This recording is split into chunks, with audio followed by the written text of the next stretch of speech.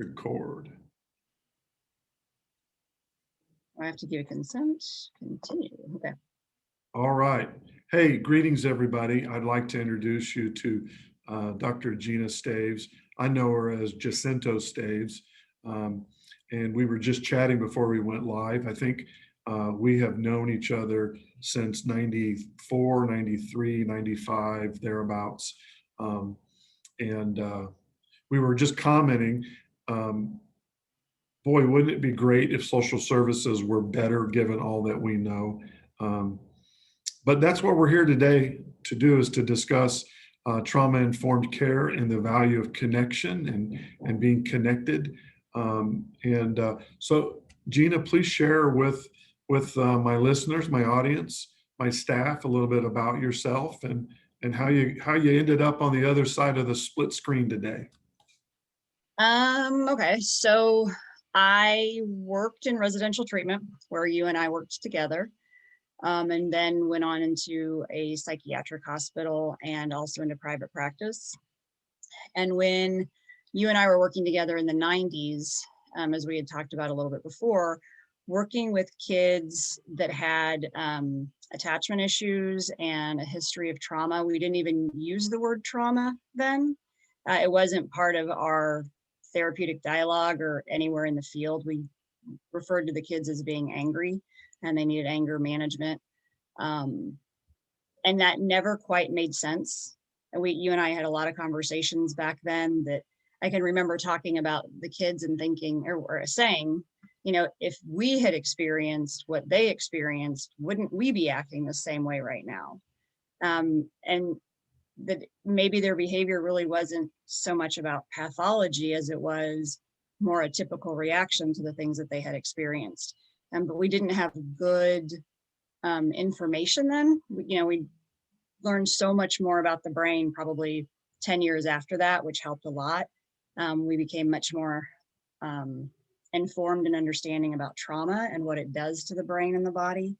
So when I went into private practice, I specialized more in attachment and trauma because I could do what I wanted to do in private practice. Then I went into teaching, and I've been teaching in a psychology department and a counseling program for about 15 years now, still in private practice.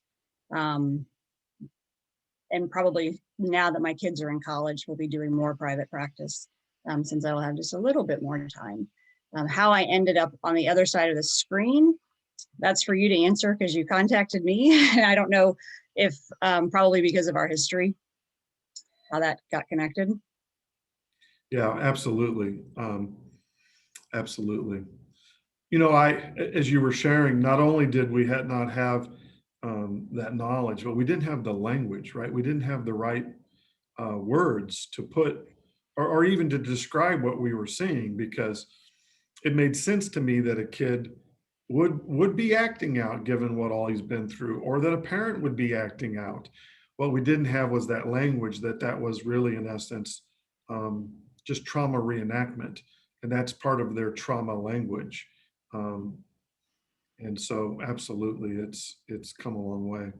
Or how to heal it, how to integrate it, what to do. I mean, I think we did do good work with some kids, and probably not so much because of the techniques we were using. It was probably because of who we were as people, functioning as a secure base without really realizing that we were sort of naturally setting up those attachment interactions because of who we were as counselors and professionals.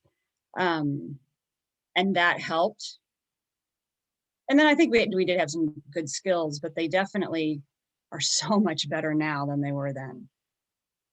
So we're gonna, to the listener here, we're gonna have a little bit of a conversation, and I'm gonna let Gina carry the load, but I'm gonna kind of jumpstart us as we talk about connection and trauma. And I'm gonna share a longer vignette and then a short sort of metaphor that connects it all together. So in a recent book published by Oprah Winfrey and Bruce Perry called What's Happened to You, What's Happened, as opposed to what's wrong with you.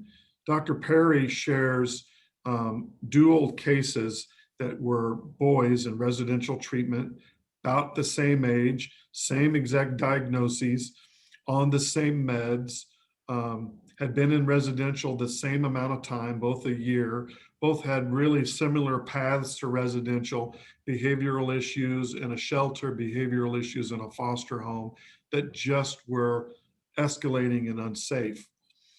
And one boy responds to treatment and one boy doesn't. So he kind of goes down into the weeds on those two cases. The boy that responded to treatment, his first 6 years of life were pretty solid. And then something went really south in his life, had a trauma, something in his family system. The other boy who didn't respond to treatment, from the get-go, from birth, there was severe neglect, severe emotional abuse, being left sitting in his car seat for hours with urine-soaked diapers, no validation that he barely even exists on the earth.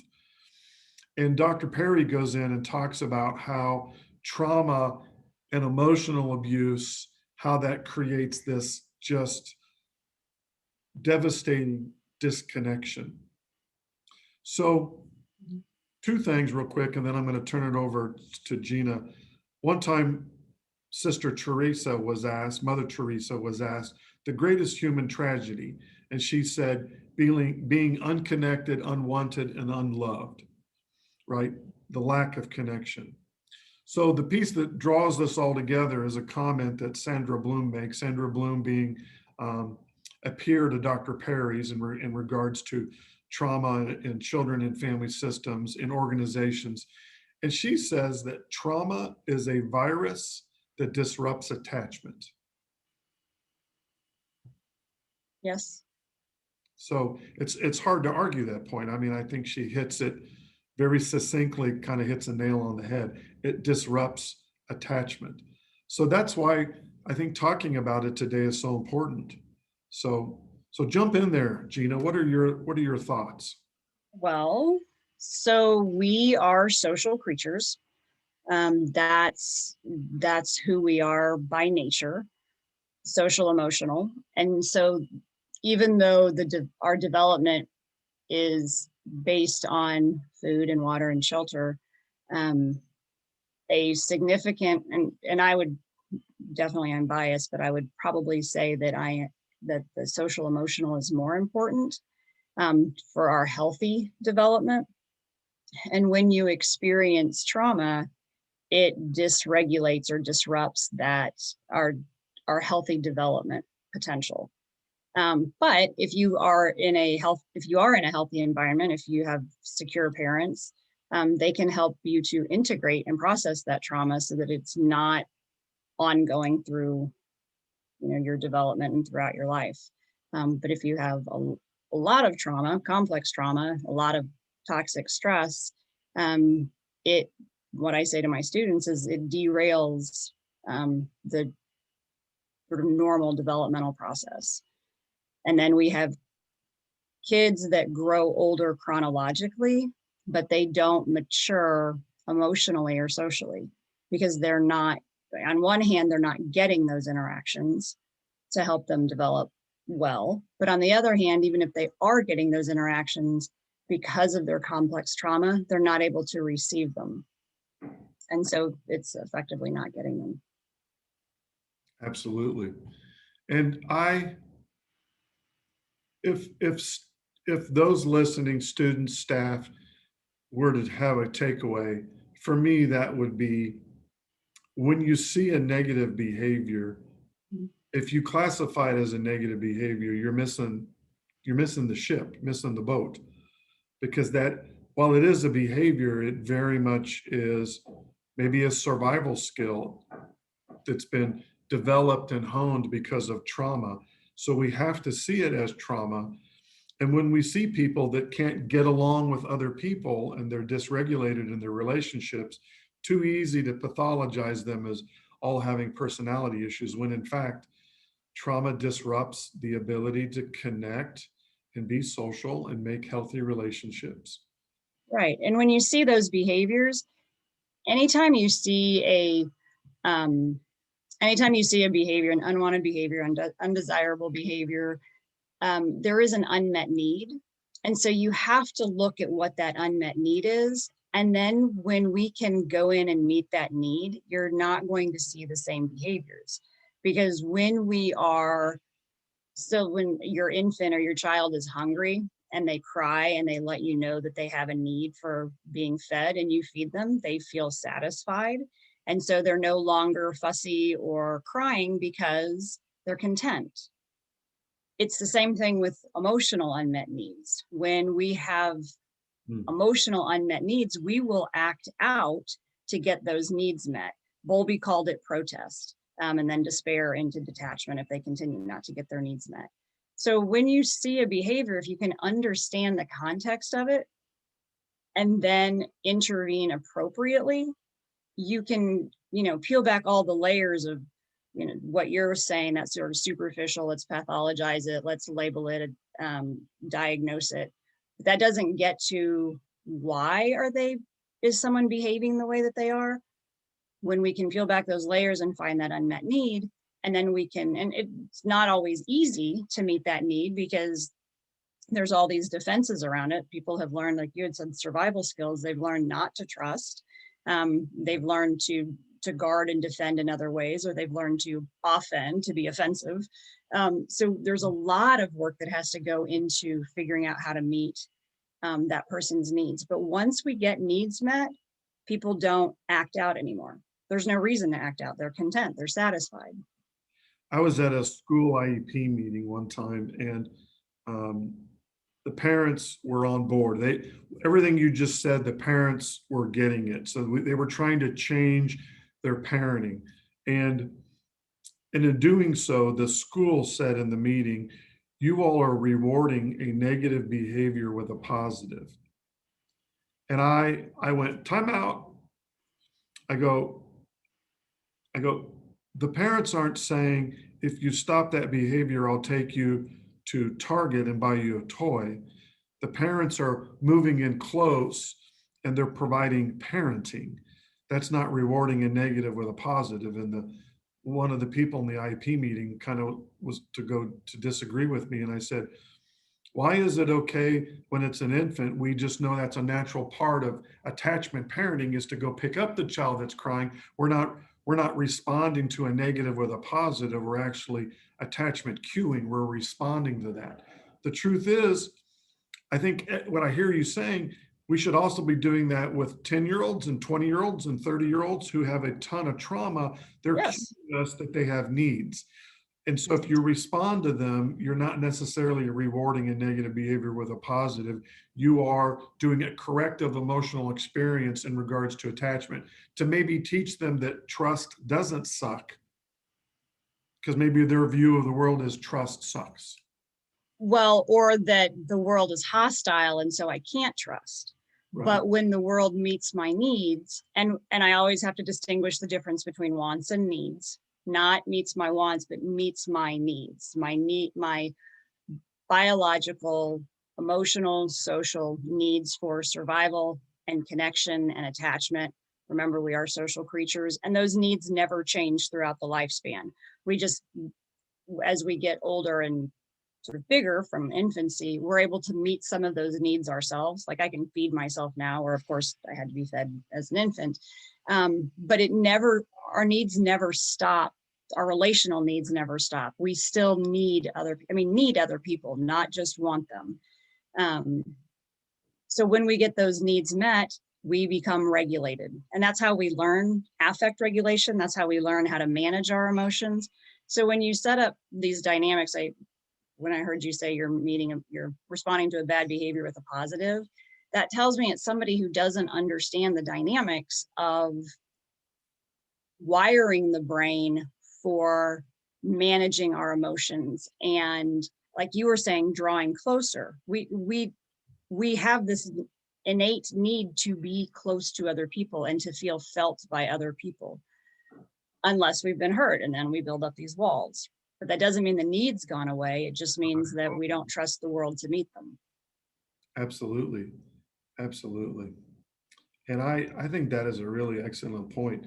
The over the course of the lifespan, the needs are still there. It's just how it's expressed has changed, how we manage that need has changed. But um, you know, the research on social isolation, which coming out of a pandemic, it's deadly. It's prone to all sorts of problems, thinking errors, depression, anxiety, mental illness, even shortened lifespans. And so when a person pushes people other away, even though their wiring is and their needs are that they need to be social, it's a really hard task to move in close with them because you It might is. metaphorically, stung or bit, but But what's really interesting is, and I haven't quite figured this out yet, unless we're reacting to our own attachment experiences. But if we look at, just say, like a dog that is scared and is barking or growling, but we know they're scared, most people respond appropriately. They slow down, they soften, they usually get on the floor so that they're, less intimidating. yeah, They're very patient. And because they recognize this animal is scared, even though they are, teeth bared and they're barking, growling, acting like they're going to hurt me, people respond in the way that we should respond to other human beings when they get scared. But we don't. When a human being gets scared, we tend to get more punitive with them. And I know that happens so much in the social services systems and I think it's because we are not doing a good job of teaching the appropriate right way of responding to people. So when we see a human who is scared, we don't always label it as scared. We label it as aggressive or a whole list of labels. But then we respond to it in this punitive way, which is actually threatening the relationship. It's threatening the security, to say, if you don't behave in a certain way, you're going to get kicked out of this program. That is a threatening statement. That threatens the relationship that they have with you. That threatens the relationship they have with the other people. You're setting up a situation of loss. They're going to lose the program. They may lose their housing in the program. They may lose some friendships they've started to make. That it feels very scary. That feels very dysregulating. So then when they misbehave or act out or retaliate or respond in a way that you don't want them to, you don't recognize that you actually set up that dynamic. that is, thank you so much for saying that. There have been times I've said to staff who made a situation worse, could you have contributed to that problem? And they immediately get defensive. But your metaphor as your example in regards to, we kind of instinctually know how to relate to a scared dog, but man, we do a terrible job relating to scared humans. If we would just consider that in our approach to be patient, to understand, to be kind, it would have a pretty powerful effect. It does. And that doesn't mean, because I know a lot of people twist that understanding because they don't quite understand. It doesn't mean not holding them accountable for their behaviors.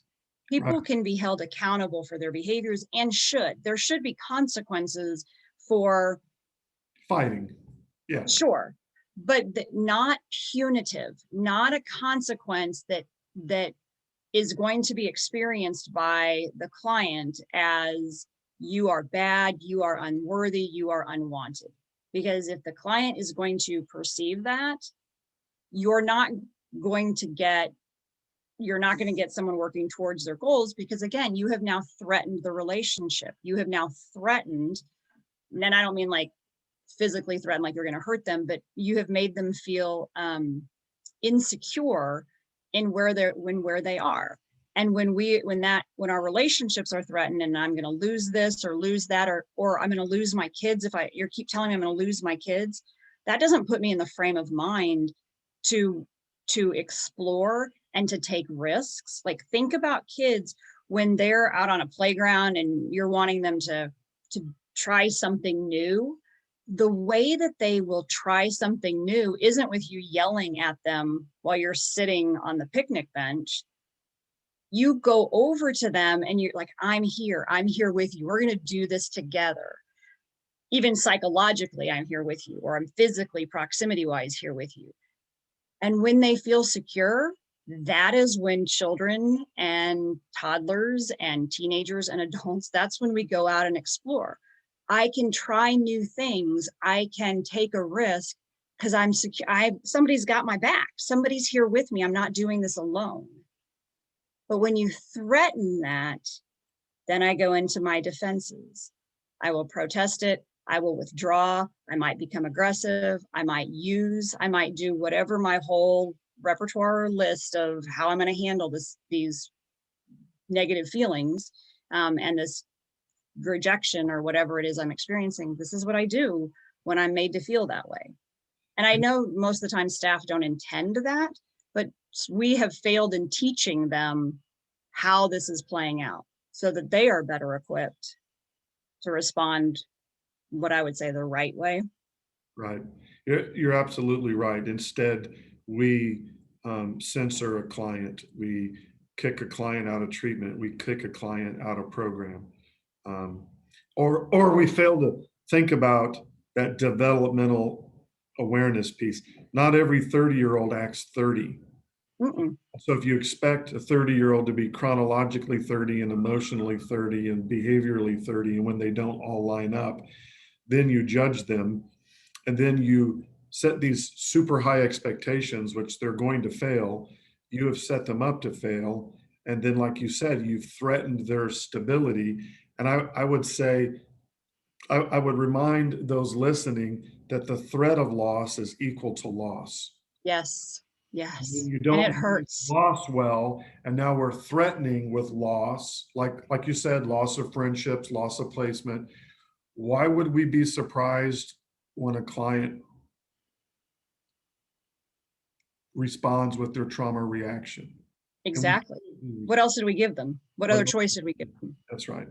Because if they had a better set of responses, they would have used them, but they don't.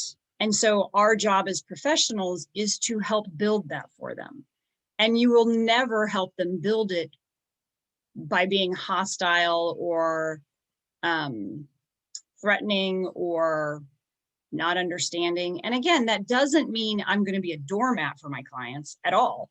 I'm usually pretty firm, but it's what my mom would always say, the steel hand and the velvet glove.